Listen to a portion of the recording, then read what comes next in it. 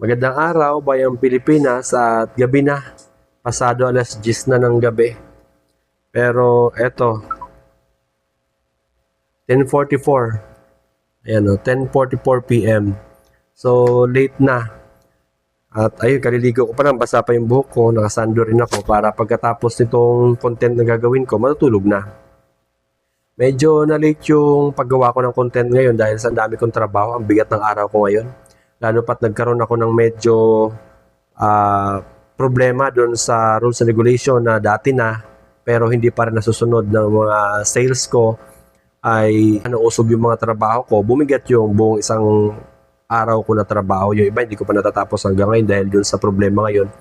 Nag-emergency audit ako doon sa mga resibo nila. Yun na rin yung pag-uusapan natin ngayon. At ano ba yung naging problema namin kanina? Nagkaroon na kasi kami ng rules and regulation na bawal magpautang yung mga sales namin dahil ang klase ng negosyo namin ay hardware and construction supply ito. Hindi kami financing, hindi kami institusyon na nagpapautang. So, ito yung pag-uusapan natin ngayon. May mga pangyayari kasi talaga na nangyari na o tuloy-tuloy pa rin na nangyayari sa kabila ng reminders ko sa kanila. At nakita nyo naman siguro, alam nyo naman siguro kung gaano hands-on sa pagtuturo sa mga sales ko. Pero despite doon sa ginagawa kong pagtuturo sa kanila, reminder sa kanila, at nagkaroon na kami ng kontrata galing mismo sa corporate lawyer namin na hindi talaga kami nagpapautang pero nangyayari at nangyayari pa rin. So pag mga ganun kasi, hindi naman natin maiwasan na sisihin pa rin yung mga sarili natin kasi baka nagkaroon tayo ng complacent doon, masyado tayong nagtiwala doon sa proseso na kung ano na yung nakalatag doon. Hindi na natin sila in-update or hindi natin sila napapaalalahanan. Siguro kahit sabihin natin na ginawa natin ang lahat, may liabilities pa rin tayo talaga. Medyo siguro sobrang bait na rin siguro natin at parang napapabayaan sila sa mga desisyon nila. Yun siguro ang isa sa naiisip ko. Kaya minsan kasi hindi na talaga ako nakikialam doon sa mga desisyon ng sales. Maliban lang sa pagpepresyo. Pati na rin yung accounting. Pati yung accounting kanina, napagalitan ko, napagsabihan ko talaga ng hindi maganda kasi hawak niya yung finances namin eh. Sa kabila nung reminders ko sa kanya ng ilang paulit-ulit. Dahil yan yung mga trabahong critical yan eh. Oras na magkamali ang accounting natin sa finances, mag-struggle yung buong negosyo. At saka ito kasing negosyo na to, ito yung bread and butter sa lahat ng negosyo ko eh. So, dito ako medyo close monitoring ako dito. Pero sa kabila ng ginagawa ko nga mga strategiya, sa kabila ng pagsisikap ko na maging maayos yung buong proseso namin, ay nalalabag pa rin. So, yun yung mga advices na gagawin natin ngayon o ituturo ko sa inyo doon sa mga bagong tayo o kahit pa doon sa mga negosyo na naitayo na, tumagal na ng mga 1 to 2 years, 3 years na umaalagwa na o paunti-unti nang umaangat. Siguro kung hindi naman kayo institusyon nagpapautang, wag talaga muna kayo magpautang sa mga panahon na yan. Pwede naman kayo magpautang pero kailangan nyo ng medyo malawak-lawak na kaalaman tungkol sa pag-CCI, kailangan sa collection ninyo, kailangan may collection kayo dyan. At medyo kailangan nyo siguro ng mga dokumento na para sa pagpapautang kasi may mga ano yan eh, may mga pipirmahang dokumento yung mangungutang sa inyo. Ultimo nga sa pag-CCI, dapat mahigpit na mahigpit kayo dyan kung sakali na nagpapautang kayo eh. Kaya naging problema ko talaga kanina. Tinanong ko yung sales, alam mo yung bahay niyan? Hindi. Alam mo yung opisina niyan? Hindi. Saan mo siya nakausap? Sa messenger lang. At hindi kasi libo-libo lang. Daan-daan libo ang pinapautang. Yun yung giging problema ko. At pag pinabayaan natin yun, lalaki at magiging normal sa kanila yun, magtutuloy-tuloy. At doon sa mga nagsimulang magnegosyo or nakapagsimulang magnegosyo, hindi kayo makakaalagwa. Lalo doon sa hindi naman ang klase ng negosyo nyo, hindi naman pagpapautang. Kung wala problema magpautang kung yun talaga ang tema ng negosyo ninyo. Nakahanda talaga kayo na, may mga collection officers kayo, may mga ginagawa kayong strategy para makolect talaga yung mga pinautang ninyo. ang corporate lawyer nyo, hindi lang siguro isa, dalawa, tatlo. Pag mga ganun kasi may mga strategy talaga dyan na para sa collection. Hindi kami nakahanda sa ganun eh.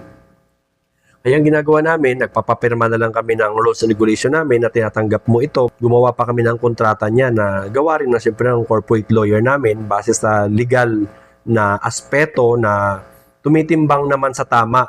At ang liabilities na yon ay kung magpapautang ka bilang isang sales ay pananagutan mo. Pag nilabag mo yan, nasa sayo na yan kung ano man yung gusto mong maging kahinatnan nung magiging desisyon mo, nasa sayo na. May pananagutang legal talaga sila pag oras na magpautang sila dahil hindi ko aprobado yon, hindi aprobado ng kumpanya magpautang eh. So, ginagawa pa rin nila. So, yun ang nagiging problema despite sa reminders ko, despite sa paulit-ulit naming seminars at halos monthly yan or wala pa nga minsan mga 3 weeks na nag-remind na kagad ako baka may mga collection kayo hindi na collect, i-collect nyo na. Pero despite nga dun sa mga reminders ngayon, nagagawa pa rin nila yung ganyan eh. So aral na lang sana sa atin ito sa mga negosyante na nagtatayo. Kung hindi naman pagpapautang ang negosyo nyo, wag na kayo magpautang.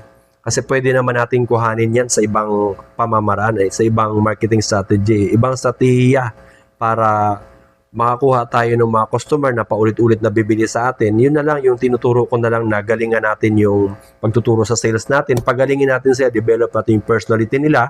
Pangalawa, yung magandang produkto natin, yung quality na produkto natin.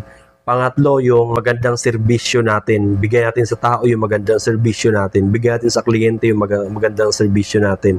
Doon na lang tayo. Na-advise ko yan sa mga nagsisimulang magnegosyo kasi yung pera hindi naman natin pinulot lang. Pinaghihirapan natin eh. Pinagpupuyatan natin eh. Nag-aaral nga ako hanggang ngayon eh.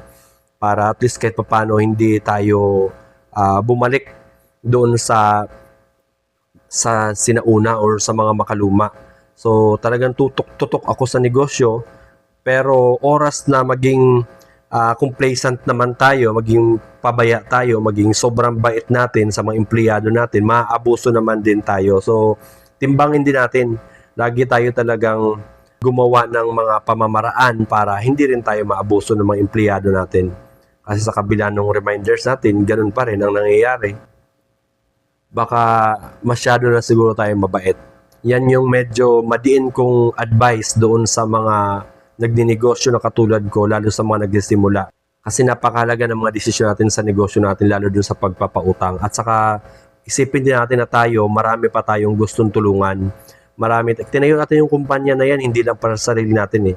Marami tayong goals sa buhay. Siyempre, pag nagtayo ka ng kumpanya, gusto mo talaga makatulong din sa mga tao, sa mga kababayan natin. Alagaan natin ang negosyo natin. Yung may mga problemang empleyado natin, siguro bigyan natin sila ng warning. At saka hindi natin kailangan ng matigas ang ulo sa negosyo natin. Napakarami natin kailangan tulungan. So, ayun, sa mga kanegosyante ko, isipin nyo rin yan. Huwag tayo masyado mabait sa mga tauhan natin, lalo pag medyo inaabuso na tayo.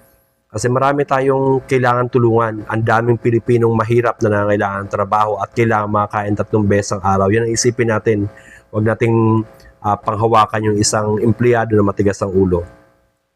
So, ayun. Sa mga empleyado naman sana, hindi naman sana din ako magsasalita ng ganito. Base kasi sa obserbasyon ko sa sarili kong empleyado, pag medyo complacent ako, doon sila gumagawa ng mga labag doon sa rules and regulation namin. Sumasakit yung ulo ko.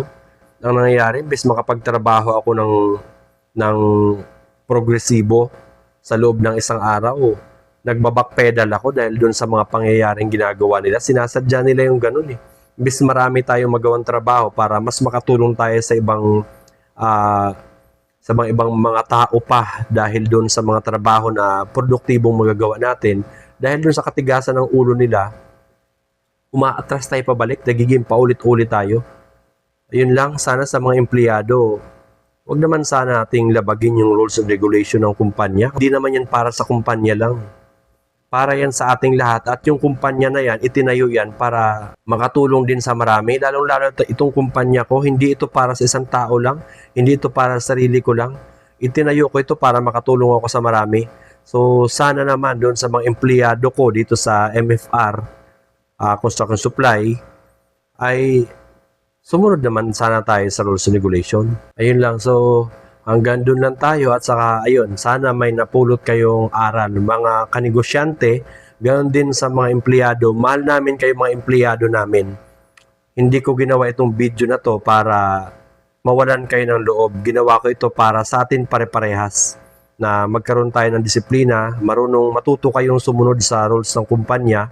Ganoon din pag nagtayo kayo ng sarili ng kumpanya, gagawa rin kayo ng rules niyan At hindi naman yan rules na pumapabor sa kumpanya lang. Para sa ating lahat yan, para tuloy-tuloy ang pag-usad ng negosyo natin para makatulong tayo sa maraming tao. Ayun, magandang gabi sa inyong lahat.